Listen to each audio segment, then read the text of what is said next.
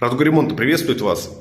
Месяц назад я выпустил ролик вот с этим углом о том, что здесь отсыревает угол, и угол нужно герметизировать со стороны улицы.